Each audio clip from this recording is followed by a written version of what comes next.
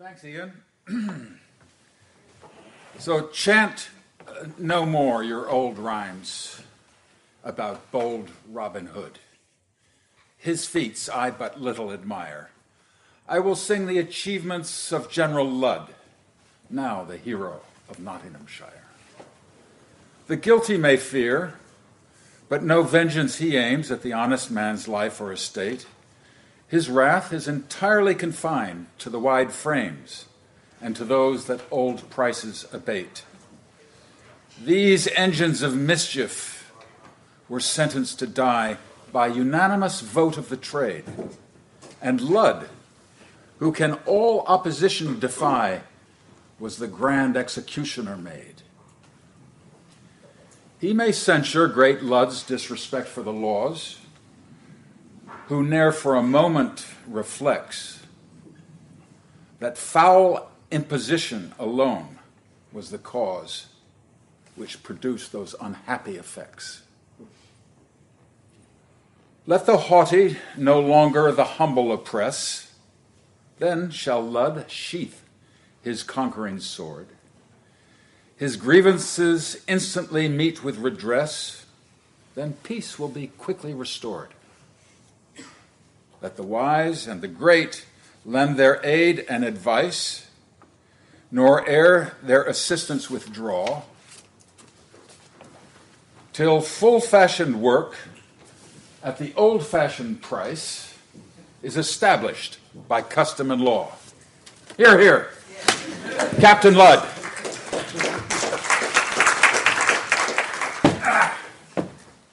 So we'll go ludding today. As Frank Peel said in the 1570s, with access, the 1870s, with access to some oral traditions. It was definitely a verb. Yeah, and I just have to. It takes me a while to get comfortable. Don't worry.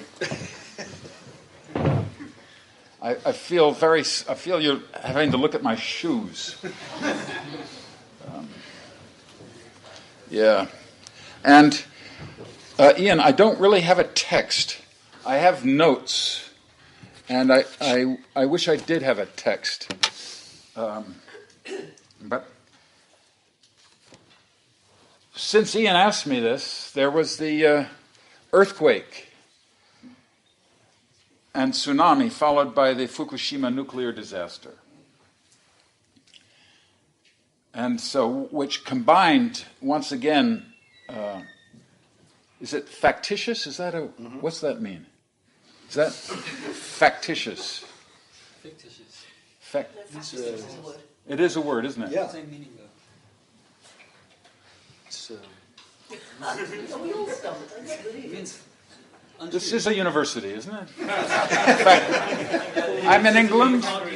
False. It means it's false. Oh, I thought it was. Well, that's not the word I mean then. It combines artifice and nature. That's what I was getting at. You might have to invent one. No, well, maybe. The popular mobilization in Cairo and the Tahrir Square Commons for a moment raised hopes of the oppressed struggling for rights they never had. And in Madison, Wisconsin, the workers took over the state capitol, struggling for rights they were about to lose. So nuclear disaster, popular sovereignty, and it seemed that our doubts about constant capital might have we might look to the aspirations of variable capital. That's my bit of Marxism, and I'll leave it at that.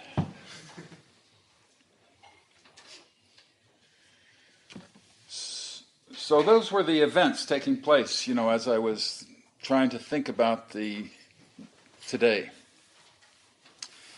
And I will be speaking about the year 1811 and 1812. And there were cosmic forces at play.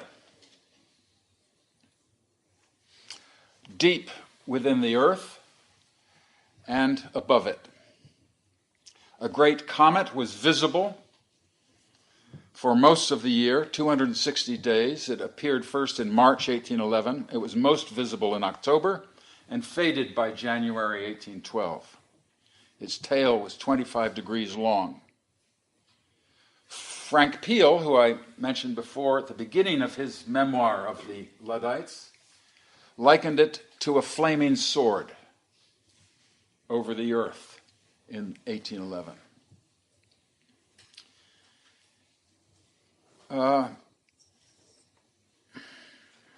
An earthquake shattered much of Caracas in March 1812. The year before, it had declared independence with Simón Bolívar from the Spanish Empire. And Bolívar said of this earthquake, which put an end to that independence bid temporarily, "If nature opposes us, we shall fight against her and force her to obey."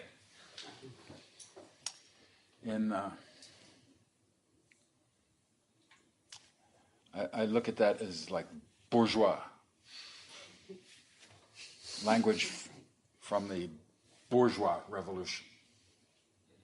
The earth is feminine. The tillage of the earth as rape. The triumphalism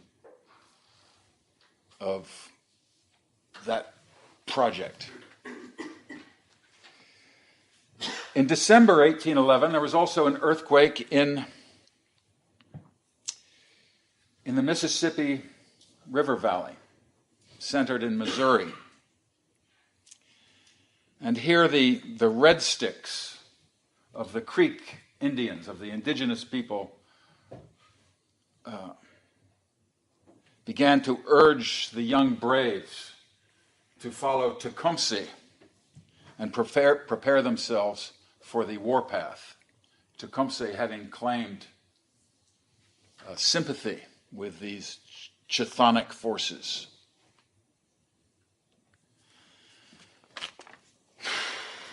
So this was the setting, that I was thinking of this, of our Luddites. When I say our Luddites, I mean what do I mean? Well, I'm not sure the Luddites were machine breakers, weren't they? Hobsbawm's great essay was entitled The Machine Breakers. He wasn't interested in Ludd per se. He wanted to talk about machine breaking as a form of collective bargaining by riot, he said in a great and notorious phrase. But they differed from machine breakers of the past or of other countries, which I intend to refer to, by giving themselves a mythological name of Ned Ludd. And they were active in three areas in 1811 and 1812. First in Nottinghamshire and the adjacent parts of the Midlands where the stockingers were being made redundant by the framework knitting machine. Second in the West Riding of Yorkshire where the croppers were threatened by the gig mill or shearing machine. And thirdly in Lancashire where the cotton weavers were losing employment because of the power loom.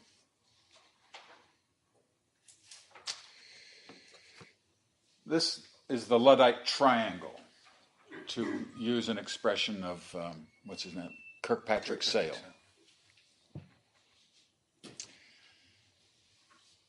England, here's a thought I have. I don't know what you might think of it, but England, whose bourgeois Protestant culture extols individualism, solved the philosophical problem of the one and the many, or the individual and the class, by obtaining, or with the safety of the anonymity and the agency of the individual, by inventing these avenging avatars like Ned Ludd or Robin Hood or Pierce Plowman or Lady Skimmington or Captain Swing.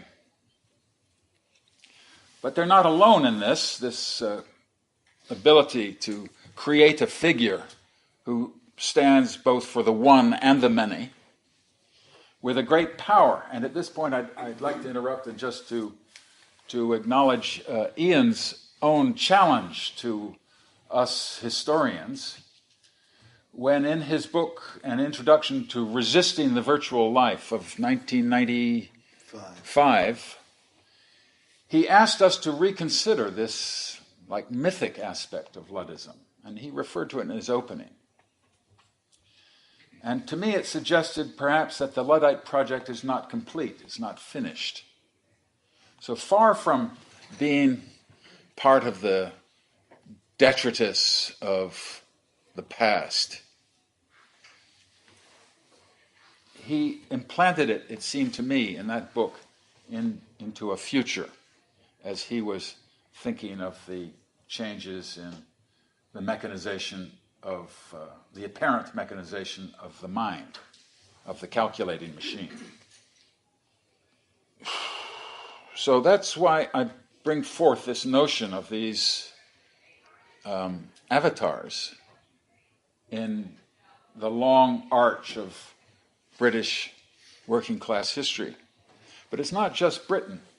This is what I wanted to say right away. It's also Ireland. And 1811 was the year of Captain Knockabout and Captain Wright in Ireland, and in 1812, to culminate in the 1820s in Irish history. But these names, and now suddenly I want to read you more of the names, but I can't find it right now, but it'll come as I go along. The world was being enclosed in 1811, 1812. Life was being closed off. In 1795, the English Jacobin John Thelwall, in a lecture before he was silenced by government, referred to the enclosing system, which he defined as that system of enclosure by which the rich monopolize to themselves the estates, the rights, and possessions of the poor. And we find this true of the land, most notably, as it is being commodified, privatized. In 1790, there were 33 private enclosure bills from Parliament. But in 1811, there were 133. The result was dispossession and famine. But besides the land being enclosed, the arts and crafts were being immured behind factory walls. And the resulting dehumanization was described most vividly, I think, by Adam Smith, in whose Wealth of Nations he writes, "In the progress of the division of labor and employment of the great body of the people, as this comes to be defined to a very few simple operations, frequently to one or two, the man whose whole life is spent in performing a few simple operations generally becomes as stupid and ignorant as it is possible for a human creature to become." This was Adam Smith's view of the factory and what it does to the human creature and to human life. Should I stop at this moment, Ian, to refer to Lamarck? A couple years earlier, in his system of invertebrate of animals with vertebrae, he'd redefined life, or bios, in order to get away from the classification schemes, as as a bios, as a course of destiny, of morphology and genetic studies. Life became was deeply influenced by possessive individualism. His biological notion of life was being redefined. Ivan Ilyich said life was invented by Lamarck, in 1801. But to me, Adam Smith's view stands. This enclosure of life was true of the household, an enclosure of the genders by the doctrine of the two spheres, one private for women and one public for men, became widespread according to Linda Colley. The confines of the home were the boundaries of her kingdom. And the wife, as we know, ceased to have a legal persona or existence. Enclosure could not go much further. And the cult of prolific maternity supplied the cannon fodder for empire. The population explosion was an achievement of this female confinement, or lying in, partly an achievement of that enclosure. Enclosures was also true of the infrastructures of the civilization in England, of the rivers and docks from Manchester to London were being enclosed behind high walls, and the result was widespread criminalization. These walls were constructed in an age of vast prison construction. In fact, the architects of the London docks and the West India docks that just preceded, just by a few years, the Luddite revolt, that the architects were also those of the prisons. In cultural expression as well, I think the years are characterized by enclosure, closures such as dictionaries and grammars and censorship, and the silencing of Thelwall, who has given a name to this period, the system of enclosures. And he spent his life, the rest of his life, after having been silenced, teaching elocution and trying to relieve stammerers of their affliction. Thomas Spence, of course, we know him as the land reformer and English communist. Just as he opposed the enclosure of land in his native Newcastle, he also proposed spelling reform as an attempt to escape this enclosures of writing, as he felt. These confinements, as I say, took place in 1811, 1812, but for most of Europe, the year was known for an event, as Tolstoy will say in War and Peace, opposed to human reason and to human nature, as millions of men perpetuated against one another such innumerable crimes, frauds, treacheries, thefts, forgeries, issues of false money, burglaries, incendiaries, and murders, as in whole centuries are not recorded in the annals of all the law courts of the world, but which those who committed them did not at the time regard as being crimes. As Napoleon turns the vast energies and cannon fodder of France across Europe for the invasion of Russia. In America, we know it as the year of the War of 1812. And before any sporting event in America, we stand and sing our national anthem and praise the rocket's red glare bursting in the air, which indeed were exploded at Fort McHenry in Baltimore in 1812 by British men of war.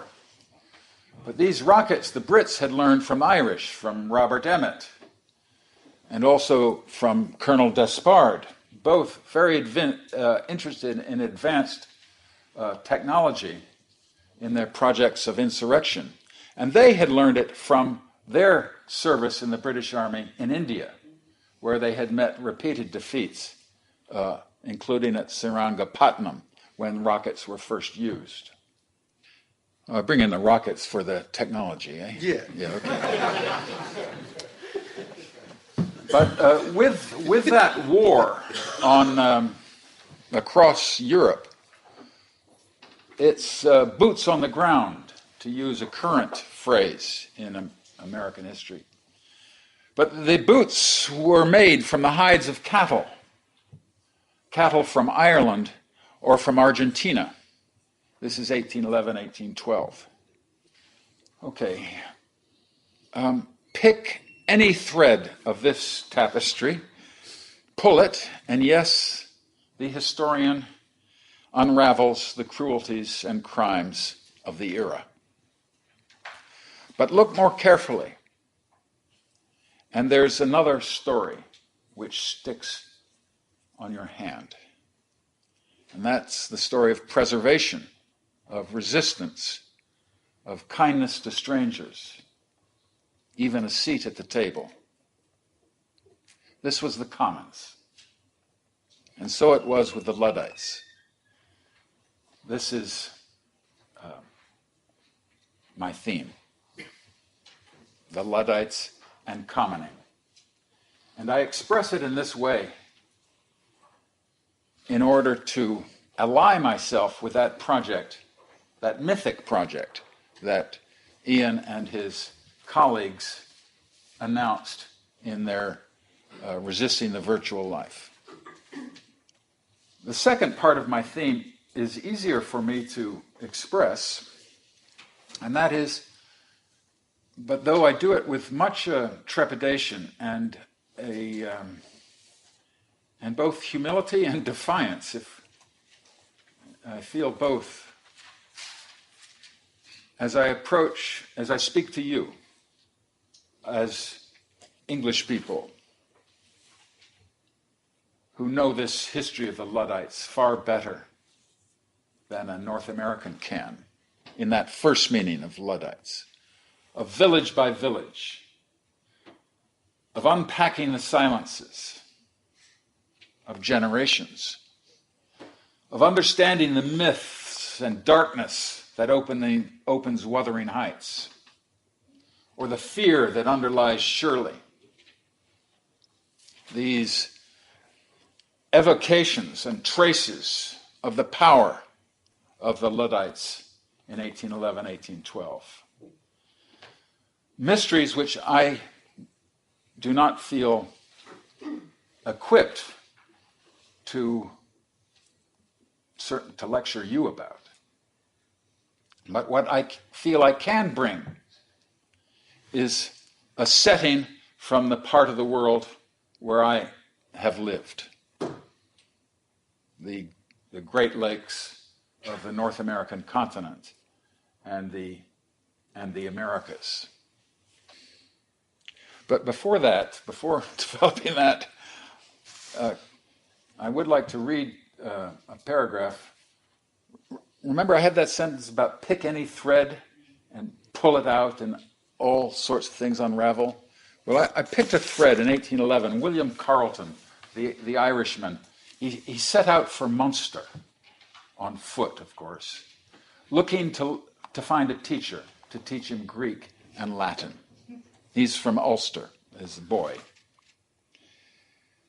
He found a teacher whose brother had just returned from Spain, or the peninsula, as they called it, and the Peninsular Wars.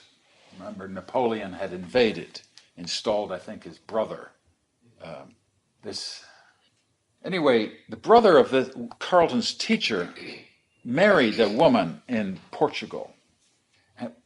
But in Ireland, they ate potatoes.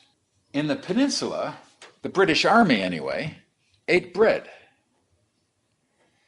And the army's grain was brought from Malta, where Egyptian wheat was unloaded.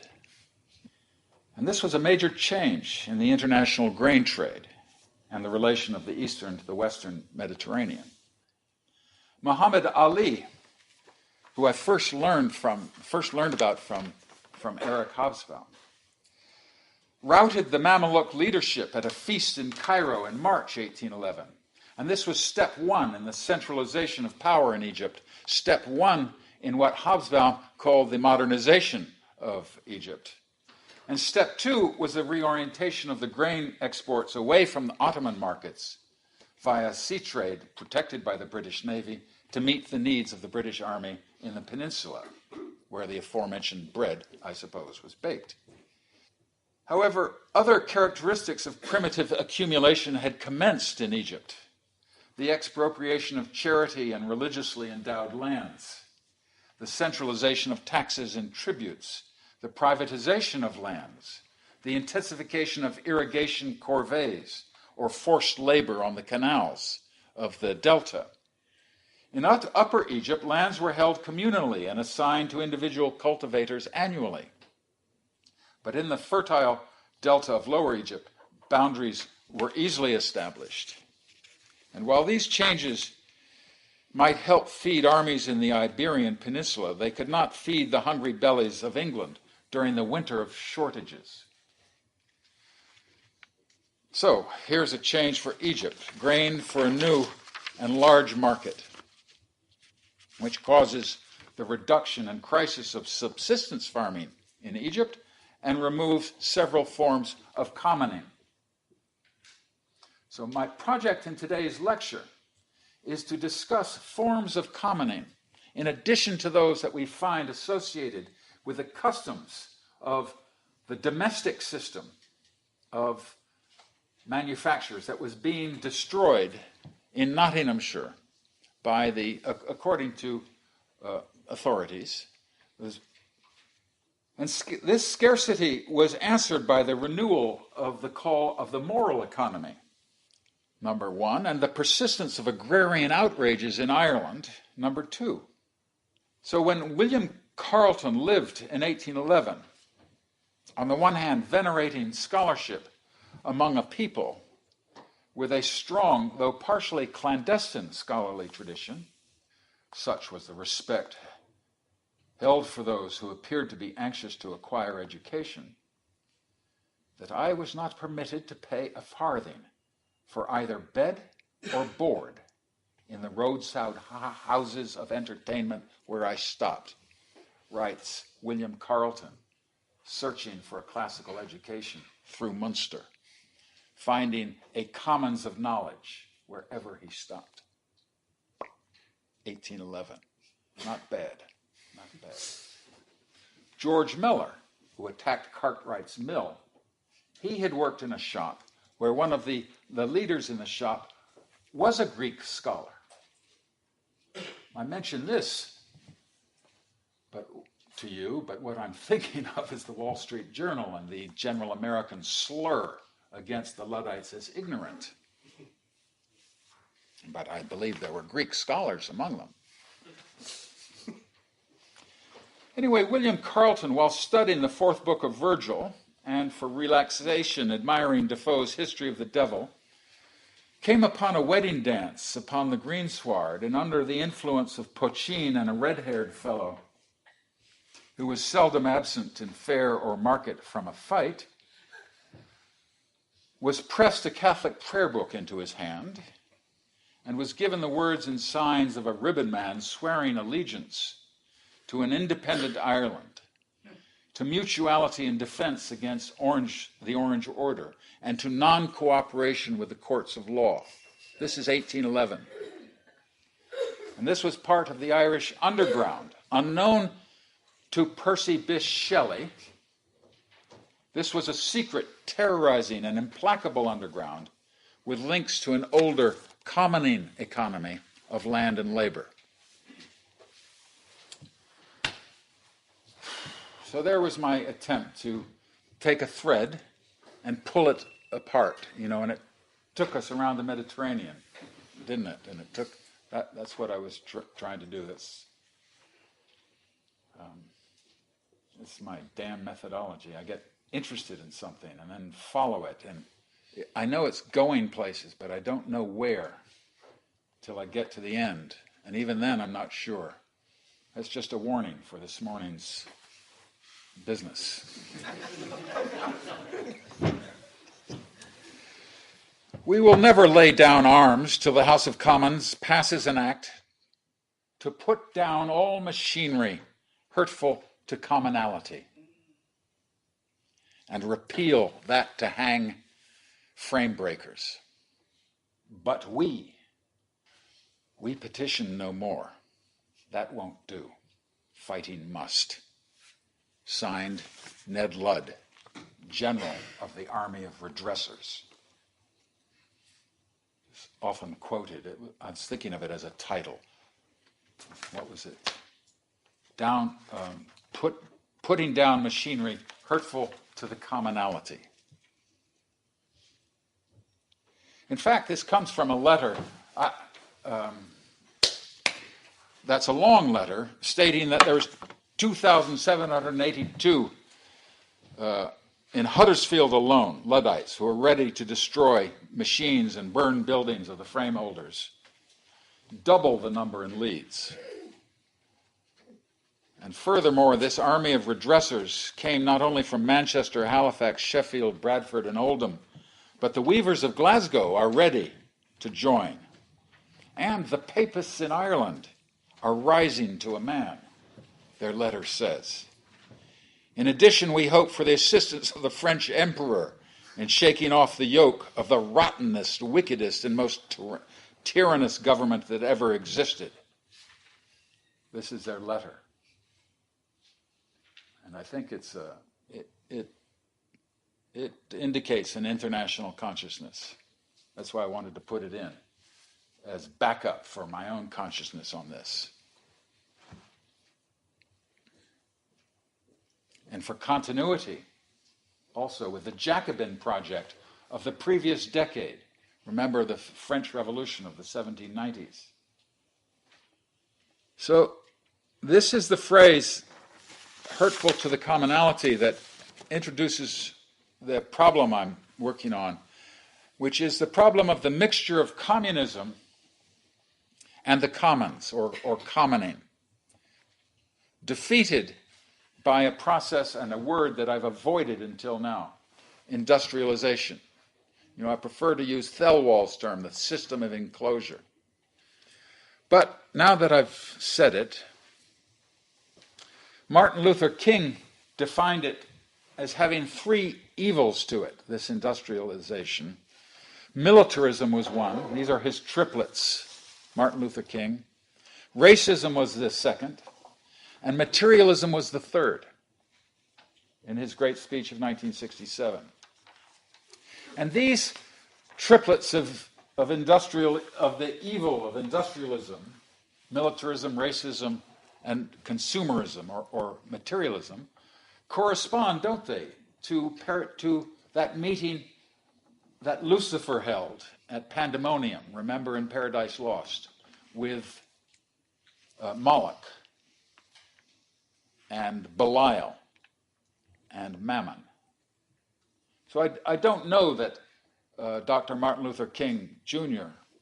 was referring to Milton, but I am confident that these are three devils of our hell, and that once you start peering into it, whether you're Martin Luther King or Milton, it makes a good summary. So that's the commonality. I'm not sure whether they're discussing commoning or communism. Remember, we have communism with Babeuf, that the communist insurrection among proletarians in France in 1795. He was executed, 2 years later. We have much discussion, right, in the 1790s. We call it utopian now, of Coleridge and the Romantics, as they consider, is it possible for human life to be without classes of oppression and mutual exploitation? Is that possible? They thought it might be. Is that project still alive? Can we still hear it in that Luddite letter? Or is that just utopian, romantic, upper-class communism? Are we ready to be so cynical? Well, you know, I won't blame you if you are. I mean, it's certainly our times. But in addition to that, and that Thomas Spence in London was the man against the rent rolls for the agrarian farm. But this Shelley, I've referred to Shelley too, and I'm talking about Shelley because he was also of 1811, 1812. He'd just been the atheist Shelley. He was just given the boot at Oxford for his atheism. And he's looking to establish a commune of equality between men and women, between the great and the low. And he'll go all over to do it. And he's thrown out not only of Oxford, but of his household, of one. And so he goes to Ireland, and he writes a Declaration of Rights. How brave, huh? It has 31 articles. Here's the third one. After declaring popular sovereignty and the right of resistance, he says that government is devised for the security of those rights, and the rights of man are liberty and an equal participation in the commonage of nature. So he's saying that just at the time that the Luddites are writing for commonality. And now this romantic revolutionary is calling for an equality in the commonage of nature. So he elaborates somewhat on what is meant by commonage, but first I want to say that he gets the idea from Godwin, from William Godwin, whose inquiry concerning political justice was a big, expensive book of the early 1790s, and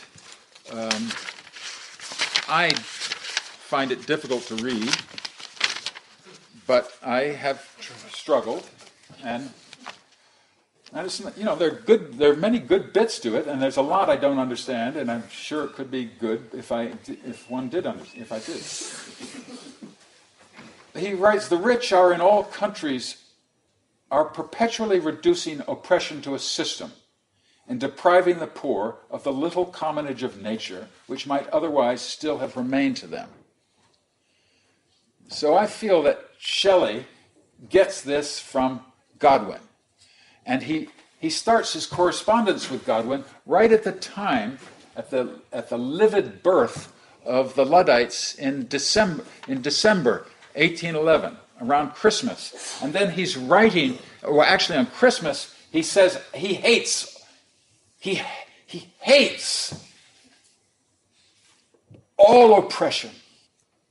And he really meant it. You know, and I love Shelley for that. And he starts his correspondence with Godwin, who's trying to teach him. Godwin again, it follows upon the principles of equal and impartial justice that the good things of the world are a common stock, upon which one man has as valid a title as another to draw for what he wants. This is more Godwin. More of this, what shall I call it? I've been calling it communism, but I think that might lead to misunderstandings. Godwin would think so, because Godwin didn't want us making insurrections about it. Godwin hardly wanted us even to demonstrate, but he wanted us to have a good talk about it. How about anarchism? Shelley was braver than that. He took his Declaration of Rights and he put it in a bottle and he tossed it into the ocean. And then, which seems so whimsical, but I don't think it is whimsical. You know, if we understand the ocean, and he was thinking about the ocean, as I'll show in a minute. But let me get back to that Declaration of Rights. His other medium of expression was the hot air balloon. So he'd put the Declaration of Rights in a hot air balloon and send it into the atmosphere to go whither it might. I don't think he knew winds as well as he knew currents, but I'm just guessing. Because at Oxford, before he left, James Sadler had landed a balloon right there. And it struck Shelley's imagination. This is the first form of air travel.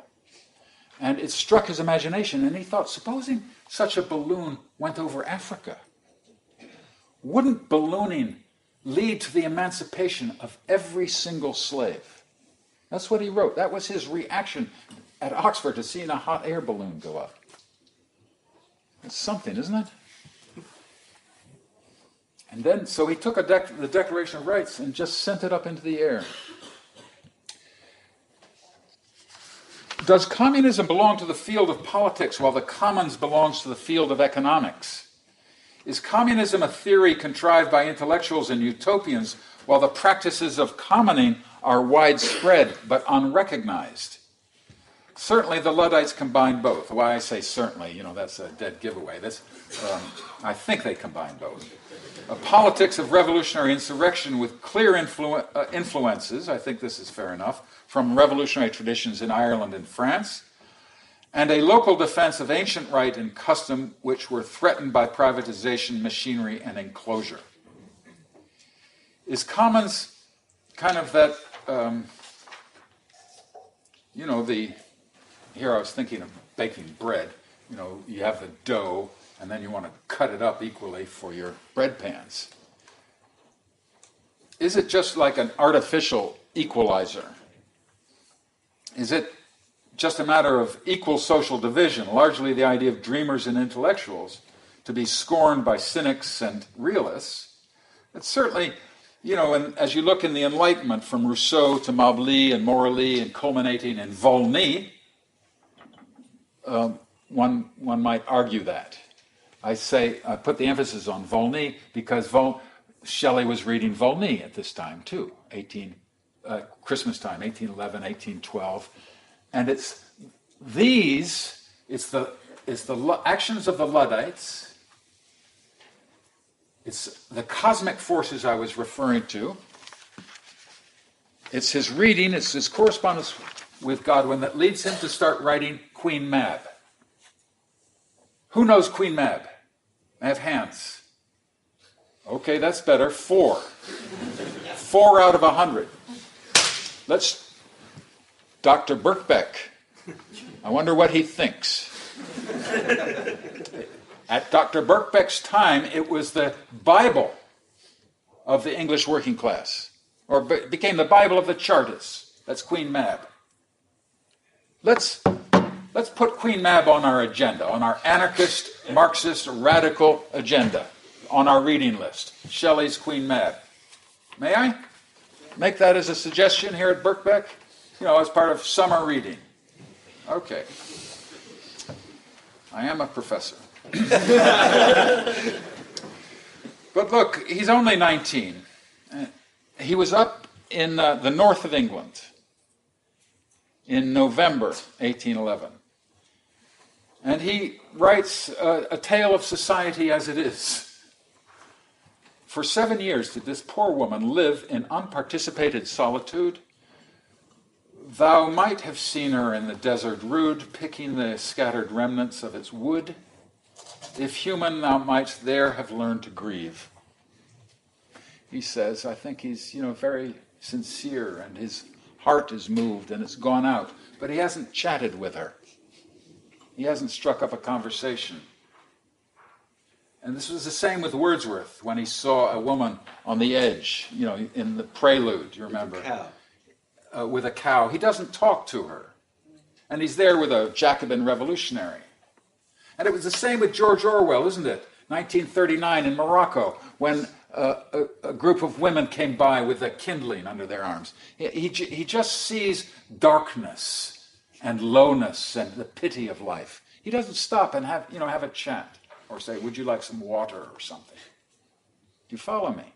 And therefore, he doesn't know what the customs are. He just sees pity. Or he just evinces, I think. So I'm saying that as a 19-year-old, our man Shelley, I don't call it aristocratic, his whimsy, but I do call it, there is a class division we see in the poem that makes it unable for him at this stage to know what are agrarian customs. And thank you for the reference to Magna Carta. You know chapter 7 of it, don't you? That the widow shall have her reasonable estovers in the common. Estovers means the wood you get. That's your fuel for the winter, isn't it? That's the way you prepare a meal. And you get warm. This is the estovers. So Shelley doesn't see this. So that second side of commoning is not yet real to him, right? But I think definitely he's open to it, but I feel. But no sooner did he arrive in Ireland than he got the newspaper and began reading about Hidalgo in Mexico. And he wrote a poem to the Republicans of North America. Brothers, between you and me, whirlwinds sweep and billows roar. Yet in spirit oft I see on this wild and winding shore freedom's bloodless banners wave. And he called on Cotopaxi, a volcano in Ecuador, to act as a toxin of worldwide liberty, and then for the waves and winds of the ocean to bring that news to Europe.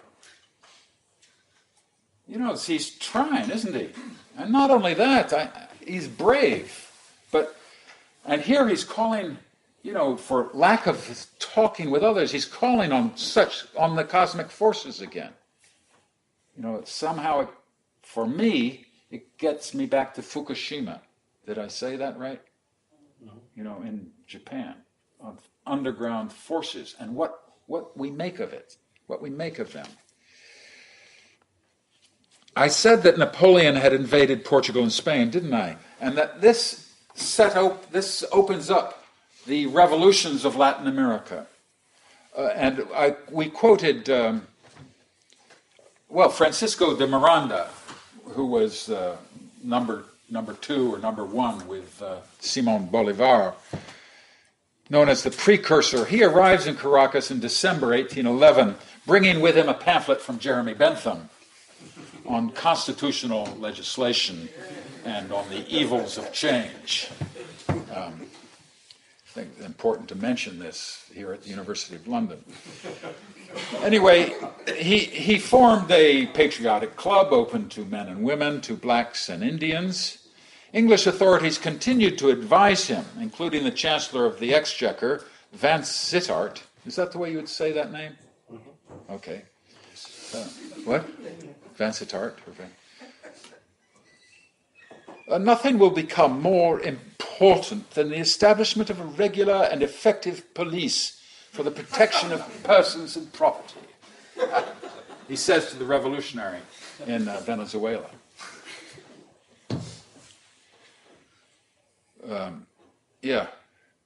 But there's a third force in Venezuela. It's the Pardos, the blacks and slaves, who begin to fight for their insurrection, an insurrection of a different type, also in 1811.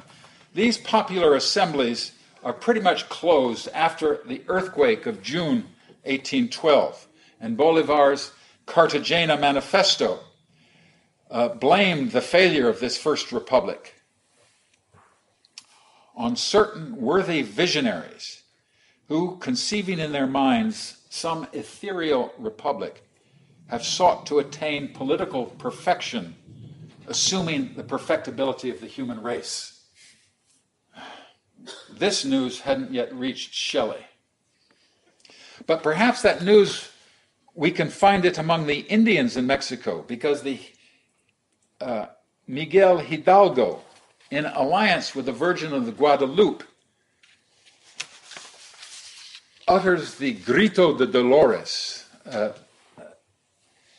and the Indians and mestizos mobilize against the king for the redistribution of land from the haciendas to the pueblos.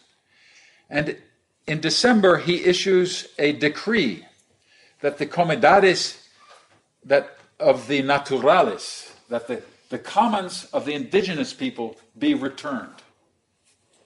So here, among the tumultos, or the riots and mutinies of the first war of Mexican independence, is a conscious demand for the return of common lands. this isn't inspired by the Volney doctrinaire communism, but this arises from long before the Spanish, or indeed the Aztec conquest, a system of communal landholding. But by this time, villagers bitterly resented hacienda efforts to curb their customary practices of chopping wood, burning charcoal, picking prickly pear, gathering wild lettuce, and grazing their few animals on lands hitherto utilized by estate owners. So I'm trying to do Venezuela, Mexico, now to the Great Lakes, to Tecumseh, in one of the great set pieces of American history, should be at least as notorious, I believe, as the Luddites here. Tecumseh is a Shawnee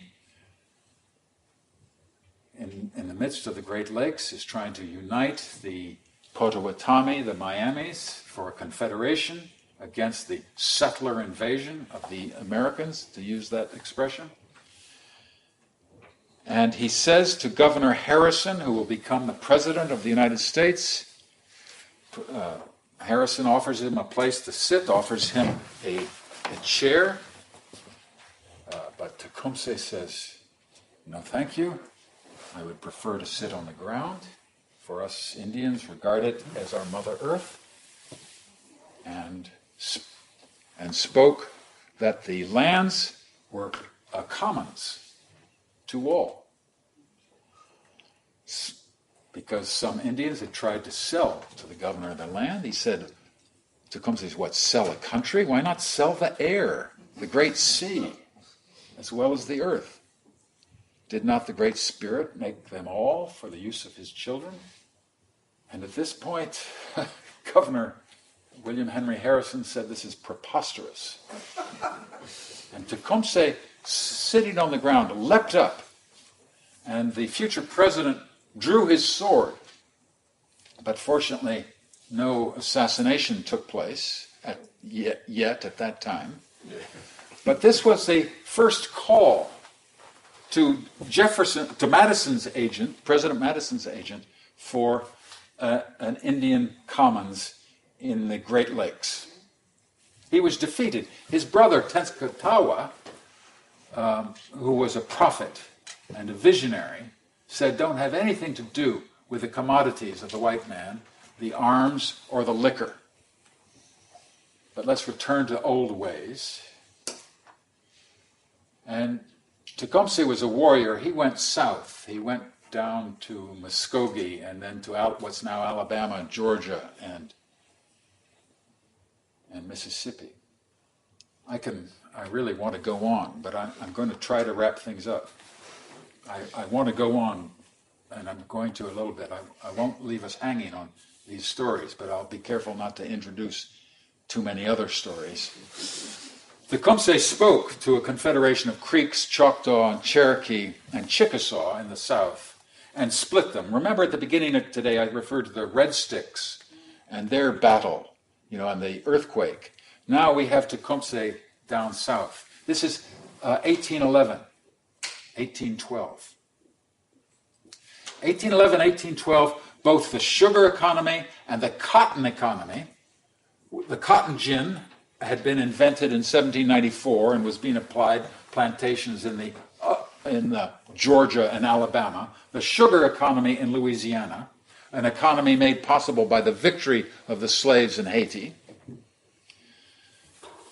The Chickasaw are defeated in 1812, at the same time as the largest slave revolt in North American history, 1811, January, outside of New Orleans. It's called the German Coast Revolt.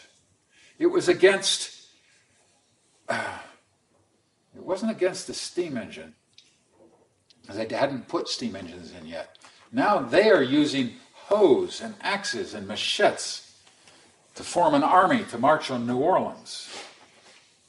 But they are defeated by a massacre. Hundreds are dismembered and their bodies put on poles along the Mississippi River, teaching a lesson to the sugar plantation. So it's the defeat of the the sugar proletariat, the defeat of the commoners, the indigenous and the slaves, in 1811, 1812, as this new economy is becoming Atlanticized.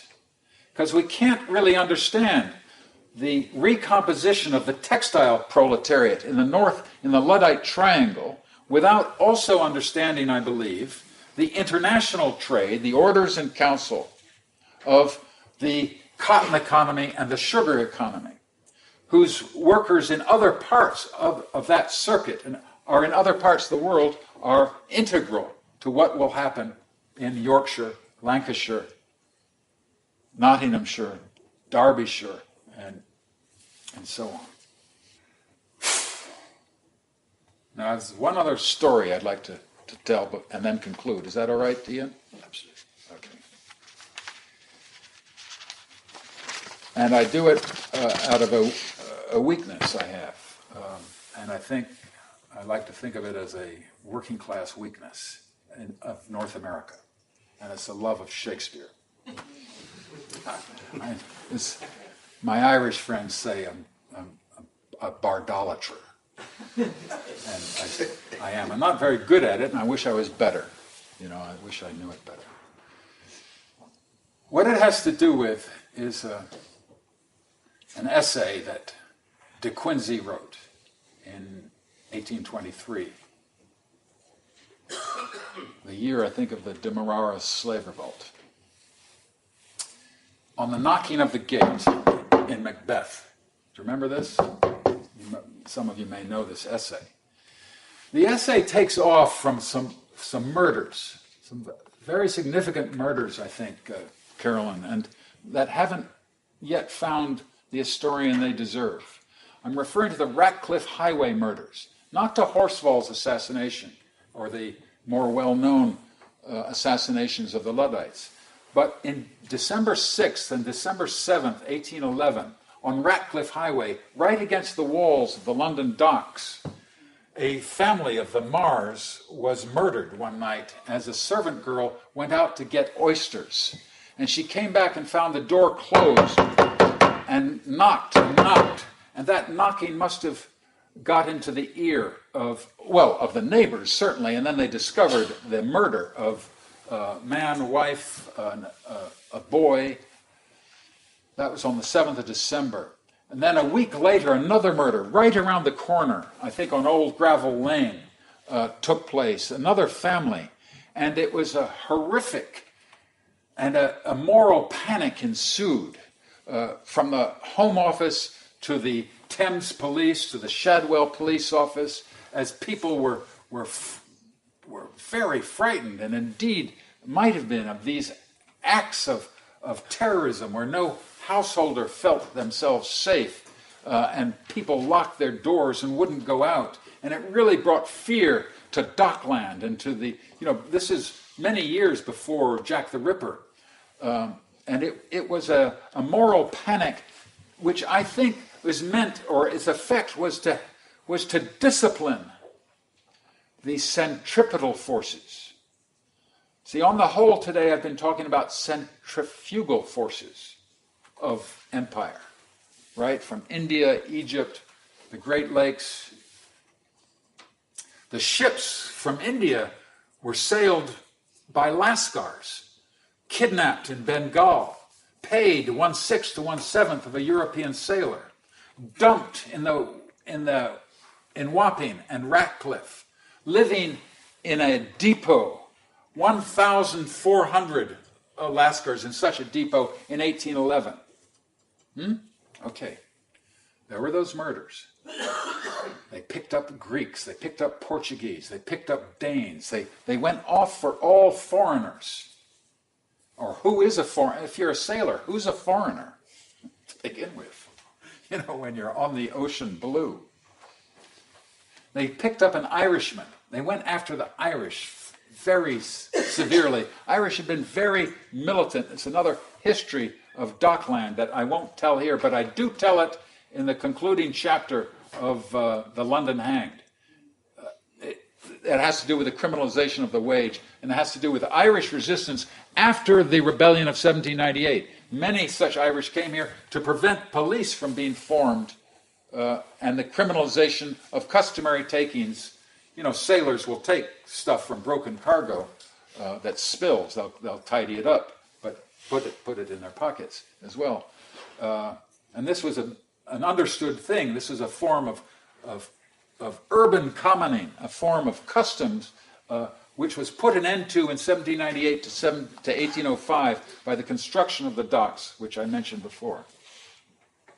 Anyway, they picked up a man, John Williams, for these murders from County Down. He'd been discharged from a ship that had sailed from Brazil. He'd been at sea for 15 months. He'd been with another sailor, Long Bill, who was also a suspect in these murders. Long Bill had been active in a mutiny when the ship came back from Brazil. It stopped at Demerara in 1811, early 1811, in a mutiny. Williams had been on this ship too. And it returned. Anyway, I stop and talk about what changes are happening in Demerara in that year. The steam engine is introduced in Demerara for the sugar production, the sugar plantations. The name British Guiana gets its name, and they changed the name of the main town to Georgetown, because that year, finally, King George was declared permanently insane, and the regent George IV came to be. Right? I think I got that bit of monarchy dating right. Anyway, they changed the name. They made English the only language. They sent a missionary out, because wherever steam engines go, they have missionaries. And the missionary wrote a catechism, and it was this catechism that set off the revolt of 1823. Later, that's Gladstone's, where his fortune comes from, the sugar plantations there. The catechism was to instruct all the slaves not to waste anything. So you have the same kind of catechisms there in Demerara that you have also among the nonconformist preachers in Wapping. You follow me? It's also part of, because waste, what's a waste to the capitalist and the merchant, is bread and butter to the worker very often. So this was, again, another custom. Anyway, that's a side thing about Demerara. When this ship was there, they return. This guy Williams is put in Coldbath Fields. And he commits suicide. But T.A. Critchley, the police historian, is dubious of this and thinks foul play may have been involved. In any case, Williams' carcass was taken off and put in a cart along with the purported murder weapons, and it was paraded all the way through the East End. Tens of thousands came out in January, after Christmas, to view this monster, as he was already being called. Now there's one other bit. It's a procession. And who leads the procession but the superintendent of the Lascars? I didn't know there was such a position. But in doing the research for this, I learned that in Wapping there was a superintendent of the Lascars. And so it's Irish, Indians, part of the centripetal forces again. This is concepts I get from William Tatham, his Political Economy of Inland Navigation, 1801. He says there are two forces to world commerce, centrifugal and centripetal.